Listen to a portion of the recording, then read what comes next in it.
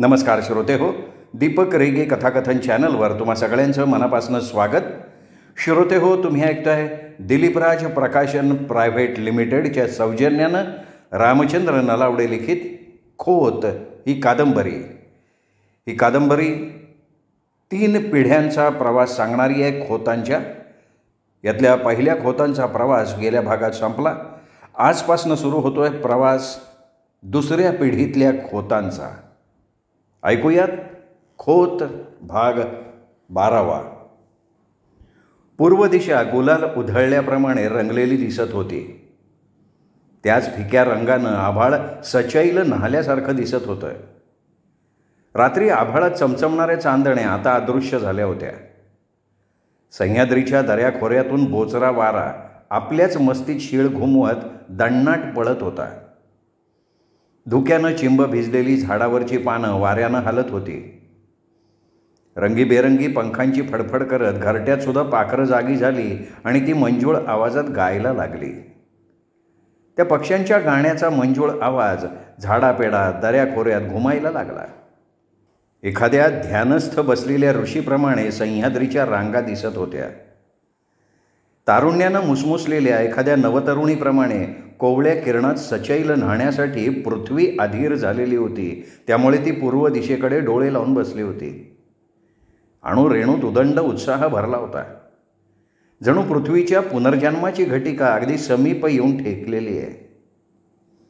दवात भिजलेली तांबडी पाऊलवाट तुडवत दादा खोत खाडीच्या दिशेनं झपझप पावलं टाकत निघाले होते. दवात भिजलेल्या वाळलेल्या गवतामुळे चालताना त्यांच्या पायांना अभिषेक होत होता. त्यांच्या पायात चांबड्याच्या जाड वाहणा होत्या.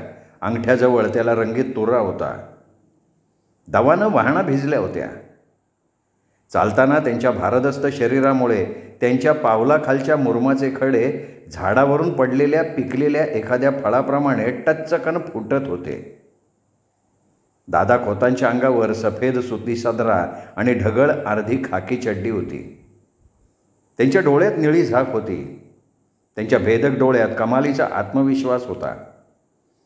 त्यांच्या भारदस्त शरीराला शोभून दिसावा असा त्यांचा खणखणीत आवाजही होता. दादा खोत रागानं एखाद्यावर नजर रोखून बोलायला लागले की त्या बिचाऱ्याची बोलतीच बंद होत असे. त्याला वाटे की आभाळात विजा चमकून त्यांचं तांडव नृत्य सुरू आहे. दादा खोत बोलायला लागले की गावात मिमी म्हणणारा मूग गिळून गप्प बसायचा. त्यांच्यापुढे तोंड उघडण्याची त्याची मुळीच छाती होत नसे. त्यांच्या घरात पिढ्यानपिढ्या खोतीचा वारसा चालत आला होता. त्यामुळे साहजिकच त्यांच्या आवाजात नैसर्गिक दरारा होता. दादा खोतांच्या आजोबांनी पणजोबांनी गावात खोती केली होती. आता ते खोत होते. काळ कोणासाठी थांबत नाही, तो झपाट्यानं बदलत असतो.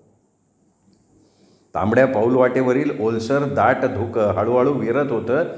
त्यामुळे डोळ्यांसमोर गेलेली वेडीवाकडी पाऊलवाट, झाडं झुडपं, उंच डोंगर, आकाश आणि शेतमळे हळूहळू स्पष्ट दिसायला लागले. दादा खोत जगबुडी खाडी किनारी पोचले तेव्हा सूर्याचा तेजस्वी रक्तवर्णीय गोळा पूर्वेच्या डोंगराच्या पोटातनं हळूहळू वर वर सरकत होता. खाडीला भरती आली होती. भरतीच्या धवल लाटा एकामागून एक येत आणि रुपेरी किनाऱ्याला येऊन फुटत. जणू त्या लाटांचा खाडीत पाठशिवणीचा खेळ सुरू झाला होता. खाडीच्या खाऱ्या मचूळ पाण्यावर धुक्याचे धुवट थर पसरलेले होते. कुणाला वाटे की ते धुक्याचे थर खाऱ्या पाण्यावर मस्तीत तरंगतायत. छोट्या छोट्या होड्यातून वल्ह मारत मासेमारी करण्यासाठी भोई जात होते.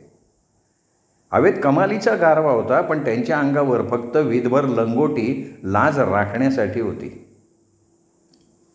हवेतला गारठा पळवण्यासाठी त्यांच्या तोंडात जळकी वेडी होती. तिचा धूर धुक्याच्या धुवट थरात बेमालूमपणे मिसळला होता.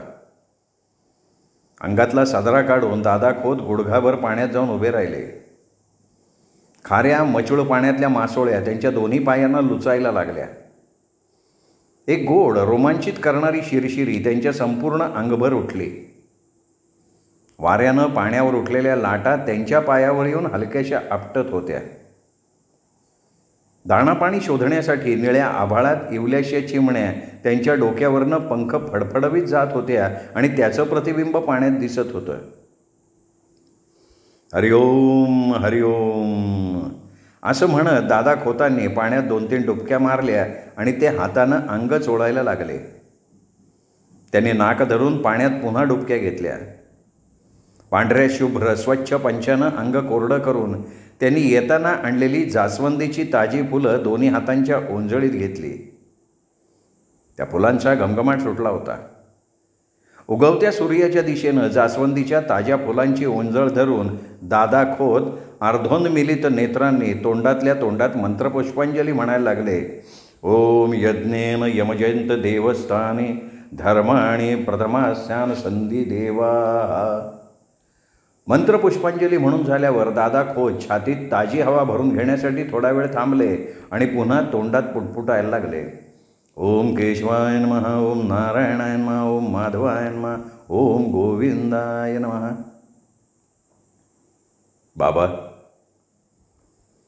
बाबा तुम्हाला या जगातून जाऊन बरीच वर्ष झाली. तुमच्या स्मृतिदिनी तुम्हाला भावांजली अर्पण करण्यासाठी मी या ठिकाणी प्रत्येक वर्षी येत असतो. त्यात अजूनही खंड पडला नाही आणि पुढेही पडणार नाही. काळ झपाट्यानं पुढं जातोय. मधल्या काळात पुलाखालून बरंच पाणी वाहून गेलंय. गोरे गेले आणि त्यांच्या जागेवर काळे आले. सरकारनं 1 एप्रिल 1957 रोजी कूळ कायदा चालू केला आणि त्यात आपल्या बऱ्याच जमिनी गेल्या. पिढ्यानपिढ्या प्राणापलीकडे जपलेल्या आपल्या जमिनी शासनाच्या एका फतव्यानं कुळांच्या घशात गेल्या. आपण नावाला 7 गावांचे खोत राहिलोय. आता शेतात उभ्या केलेल्या बुजगावण्याप्रमाणे खोताची परिस्थिती आहे. तुमच्या वेळी हाजी हाजी करणारे ते कुळवाडी आता मुजोर झालेत. त्यांना आता आपण काहीही करू शकत नाही. बाबा हा काळाचा महिमा आहे. समुद्राला एक वेळ थोपवणं सोपं आहे, पण काळाला थोपवणं महाकठीण आहे. बाबा मला ठाऊक आहे की तुमचं या तांबड्या मातीवर किती प्रेम होतं. ते झाडापेडांवर तुमचं निरातिशय प्रेम होतं. तोच वारसा मीही यापुढे चालवणार आहे. तुमची आठवण होत नाही असा एकही दिवस माझ्या आयुष्यात अजूनपर्यंत उगवलेला नाही. त्यावेळी मला तुमचे विचार पटत नव्हते, पण आता ते मला पटतात. एकदा मी तुम्हाला न विचारता तुमची बंदूक घेऊन वानरं मारायला गेलो होतो. त्यावेळी माझा तुम्हाला खूप राग आला होता. मलाही आला होता.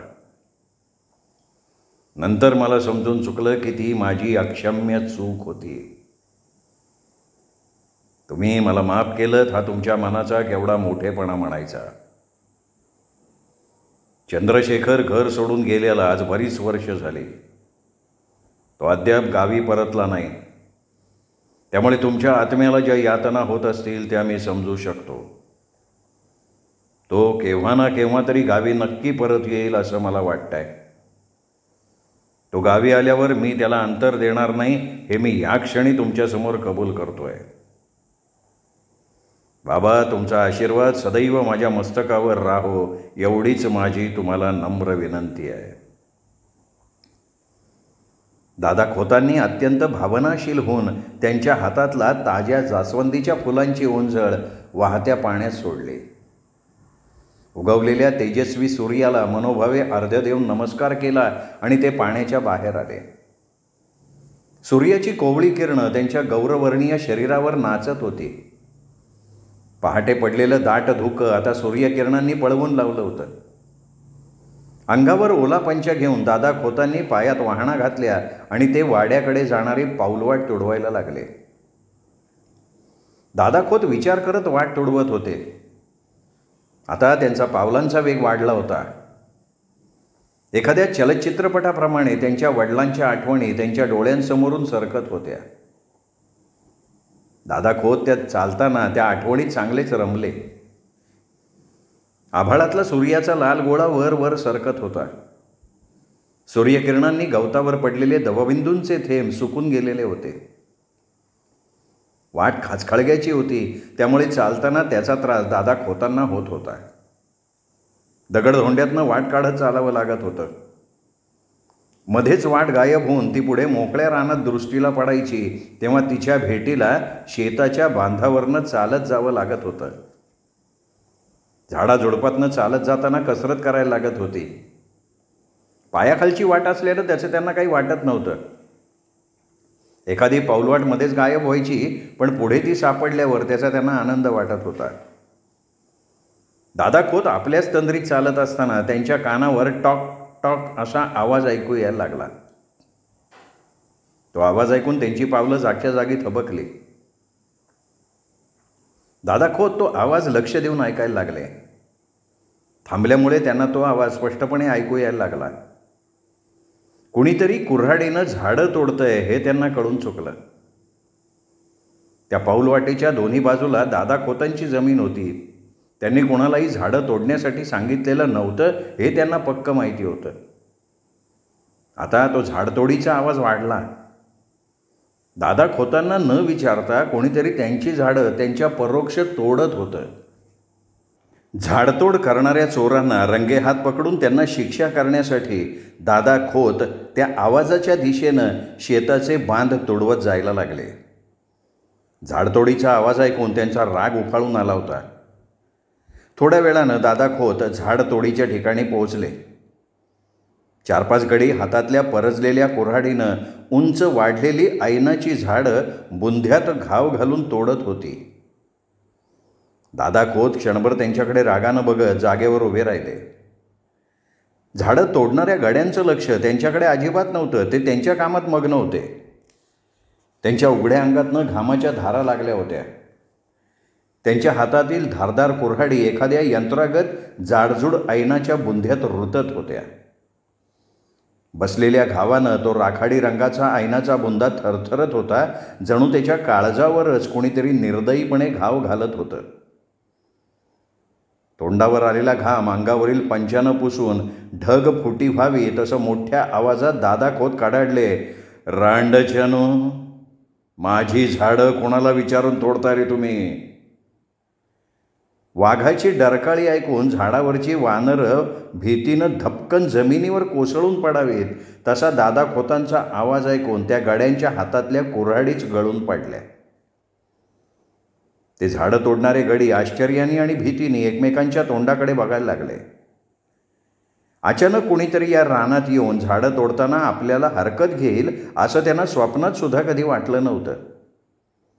दादा खोतांच्या डोळ्यातनं अंगार बरसत होता. त्यांचा तो आवेश बघून त्या गड्यांच्या पोटात भीतीनं गोळा उठला होता. आता आपली धडगत नाही असं क्षणभर त्यांना वाटायला लागलं. त्यांच्यासमोर काय बोलावं हे त्या गड्यापैकी कुणाला कळेना. त्यांची बोलती बंद झाल्याचं बघून दादा खोत पुन्हा कडाडले, अरे तुमची वाचा बसली आहे का रांडाच्यानो? काय विचारतोय मी तुम्हाला? आता आपली यातून मुळीच सुटका नाही हे जाणून त्यांच्यामध्ये प्रचंड चुळबुळ सुरू झाली. आता काय करायचं म्हणून ते एकमेकांना नेत्रपल्लवीनं विचारायला लागले. दादा खोत अजूनही संतापानं थरथरत त्यांच्यासमोर उभे होते. त्यांच्यातला एक क्रुश काळा सावळा आणि दाढीचे खुंट वाढलेला 35चा इसम दादा खोतांच्या समोर येऊन दीनवाणेपणानं उभा राहिला. दादा खोतांच्या नजरेला नजर भिडवण्याची त्याची हिंमत होत नव्हती. दादा खोतांनी त्याला दमात घेऊन विचारलं, कोण रे तू? मी जानू आहे जी. गाव कोणतं तुझं?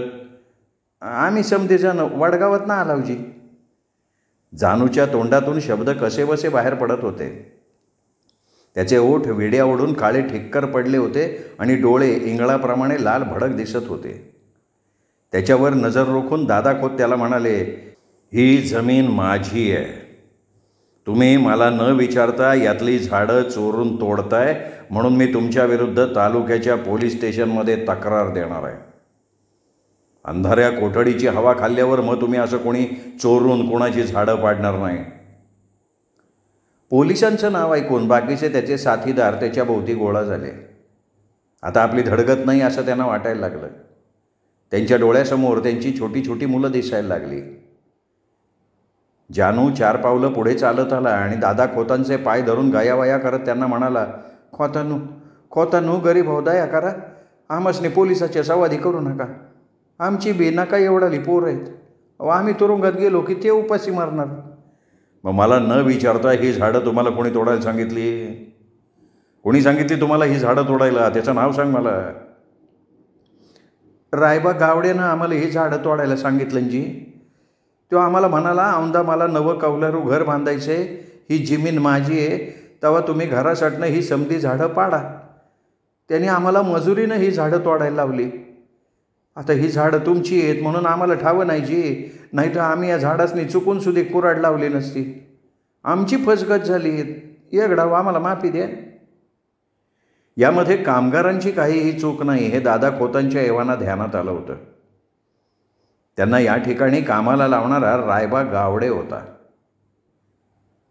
या रायबा गावडेची दया येऊन दादा खोतांनी त्याला या जमिनीतलं गवत कापून न्यायची परवानगी दिली होती.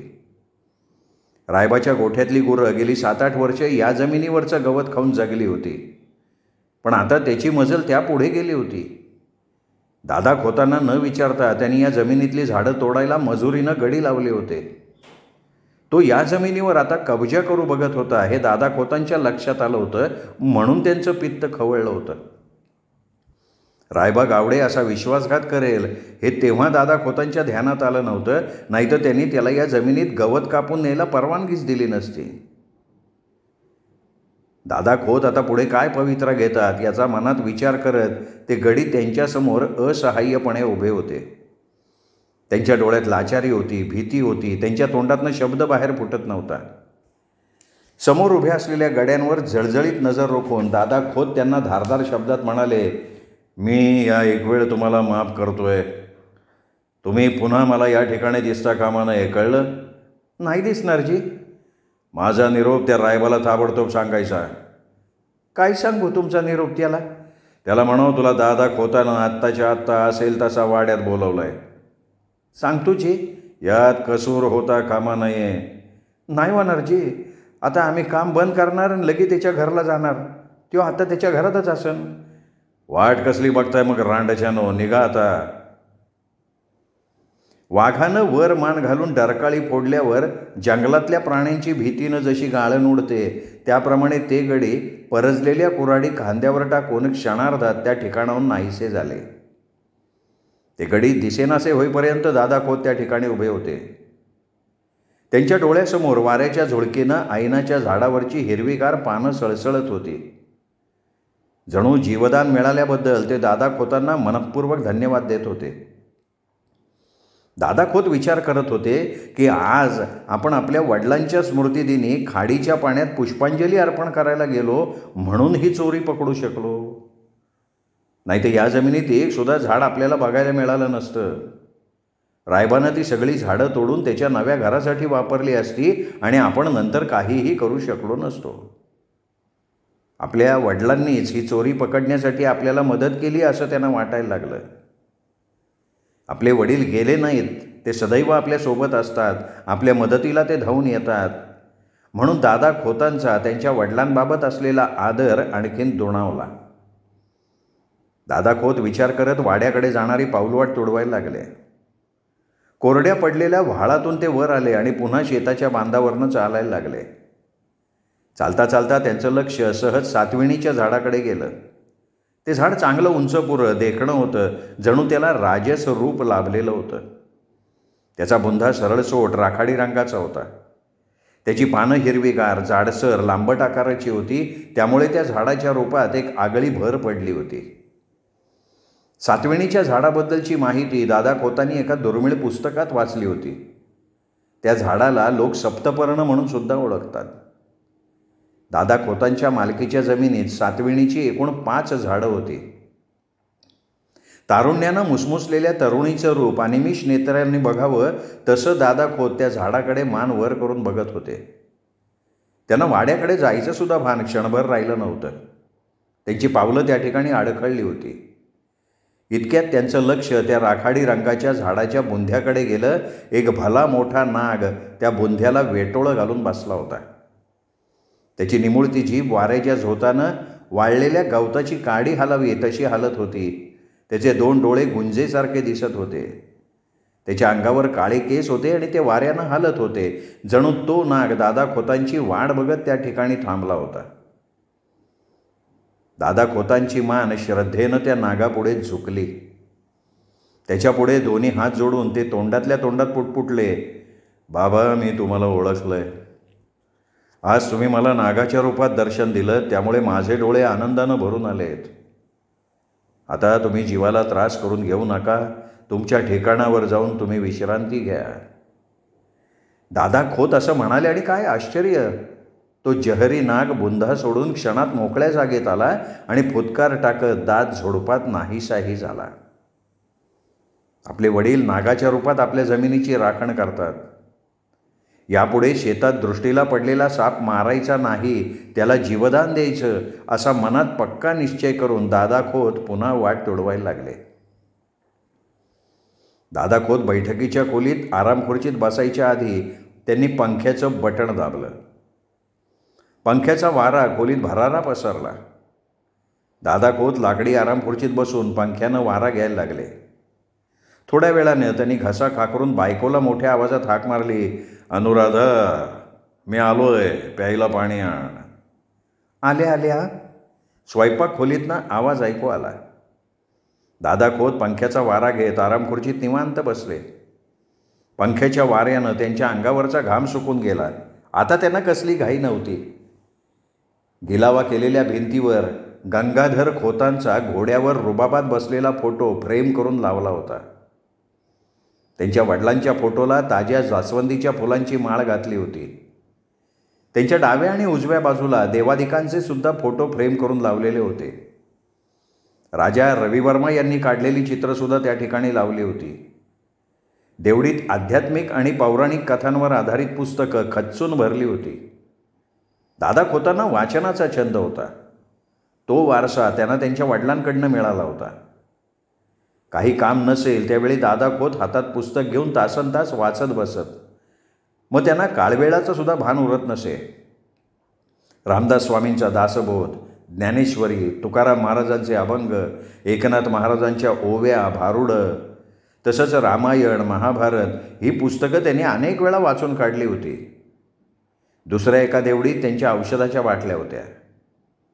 बसल्या बसल्या दादा खोतांची नजर त्या सगळ्या वस्तूंवरनं फिरत होती. अंगणातल्या कारंज्याकडे त्यांचं लक्ष गेलं तेव्हा त्यांचा चेहरा दुःखानं काळवंडला.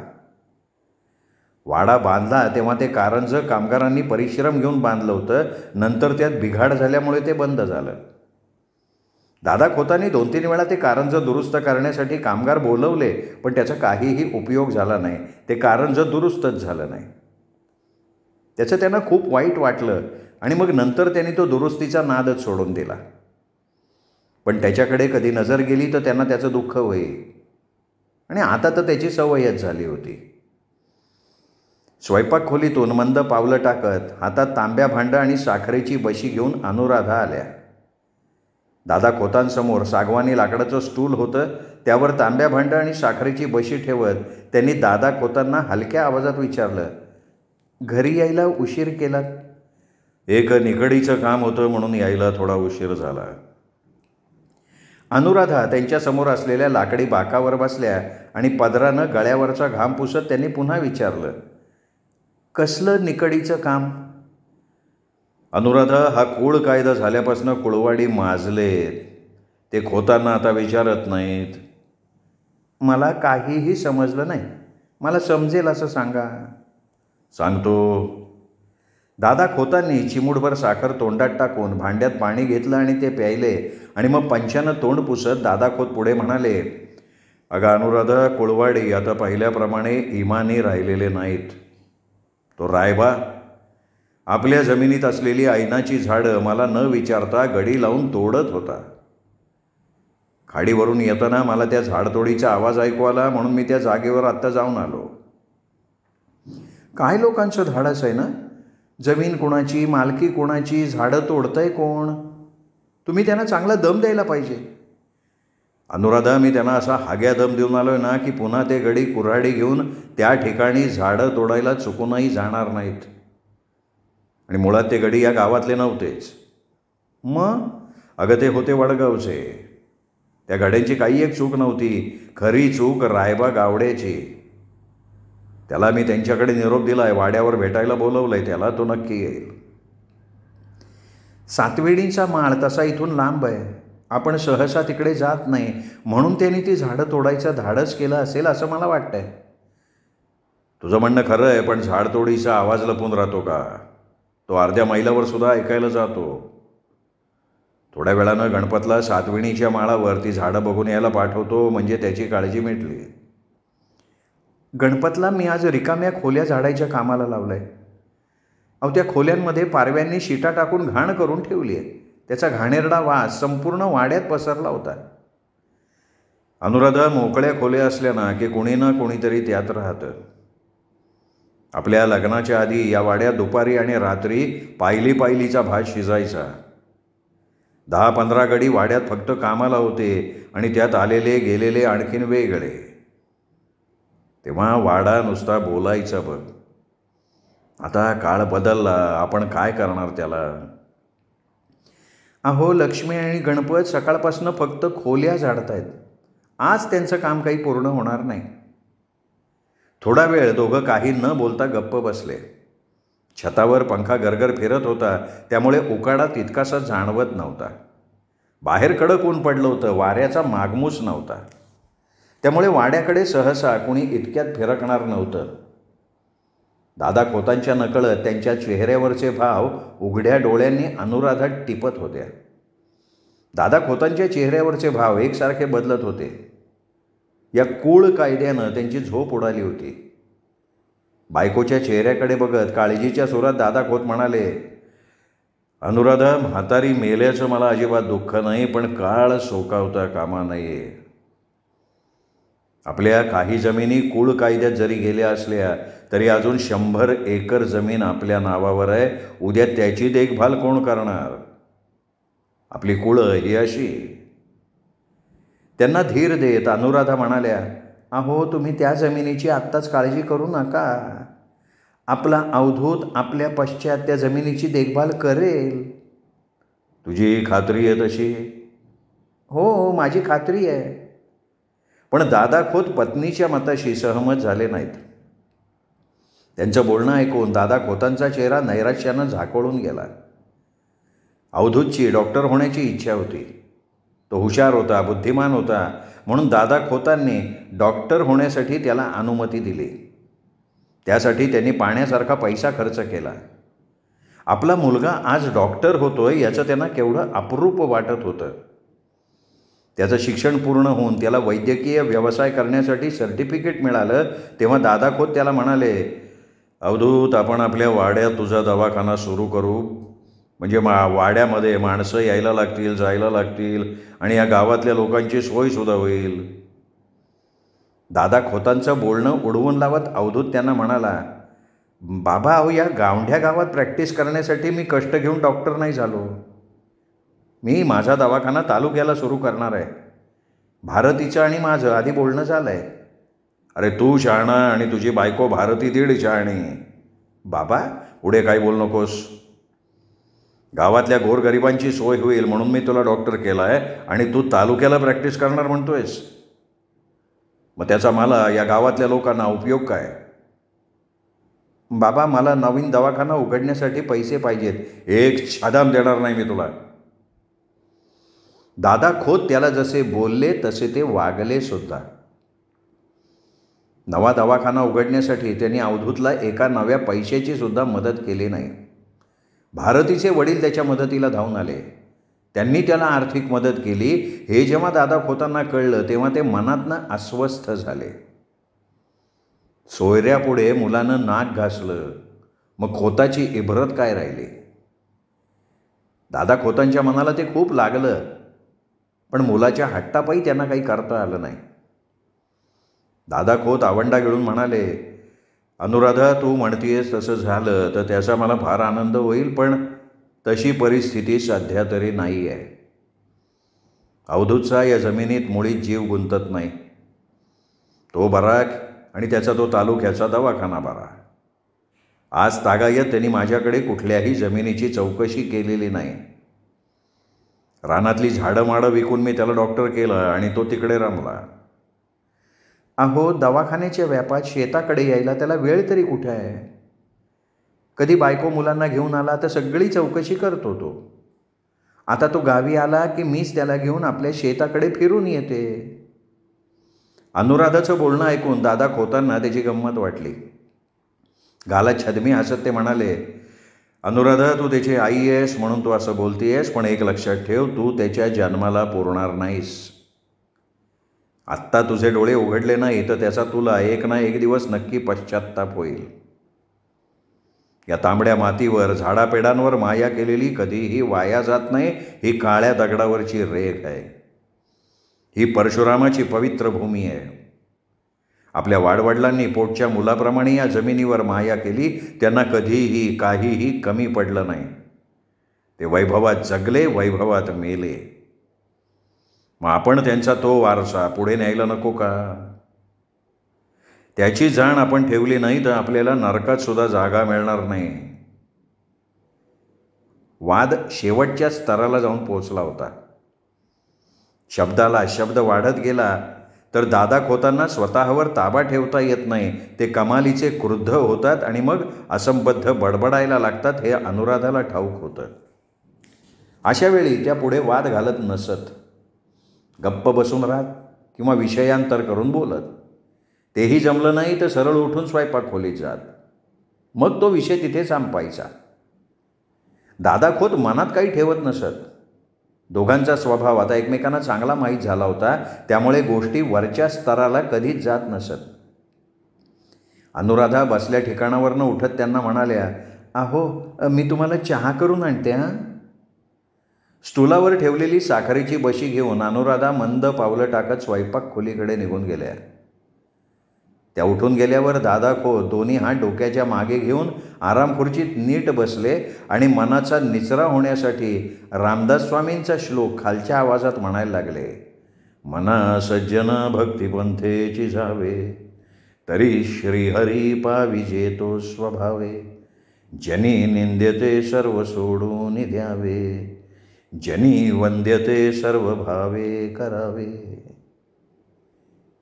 एक दिवस अवधूतला त्याची चूक कळून येईल. तो आपलं म्हणणं ऐकून तालुक्याचा दवाखाना बंद करून वाड्यात त्याचा दवाखाना सुरू करेल. एक दिवस नक्की घडणार. दादा खोतांना मनातनं वाटायला लागलं, आपण त्या दिवसाची डोळ्यात प्राण आणून वाट बघू. तसं त्याचं आपल्यावर प्रेम आहे. एकदा तो आपल्याला म्हणाला की बाबा, तुमचं आता वय झालं आहे, तेव्हा तुम्ही कमी साखरेचा चहा प्या, नाही तर तुम्हाला मधुमेह होईल. काळजीनं म्हणाला होता तो. आता तो तरुण आहे. काही गोष्टी झटकन त्याच्या लक्षात येणार नाहीत. म्हणून आपण त्याचा राग करून चालणार नाही. त्याच्या चुका आपण नाही पोटात घालणार तर मग कोण घालणार? तो तरुण आहे, त्यामुळे निर्णय घेताना तो घाई करतो. तरुणपणी आपण सुद्धा तसे हुडच होतो. मित्रांना गोळा करून खाडीवर पोहायला जाणं, पैज लावून नारळ पोफळीच्या झाडावर चढणं, पत्ते कुटणं इत्यादी धंदे आपण सुद्धा केलेच आहेत की. एकदा एका मित्राच्या नादी लागून सोमेश्वराच्या देवळात जाऊन चोरून चिलीम सुद्धा ओढली. जेव्हा आपली चोरी उघडकीला आली तेव्हा आईने आपल्याला पाठीशी घातलं नसतं तर नानांच्या हातानं आपलं थोबाड चांगलं रंगलं असतं. श्रोते हो, तुम्ही ऐकताय रामचंद्र नलावडे लिखित खोत ही कादंबरी. आज या कादंबरीचा हा 12वा भाग इथेच संपला. 13वा भाग उद्या. तोपर्यंत नमस्कार.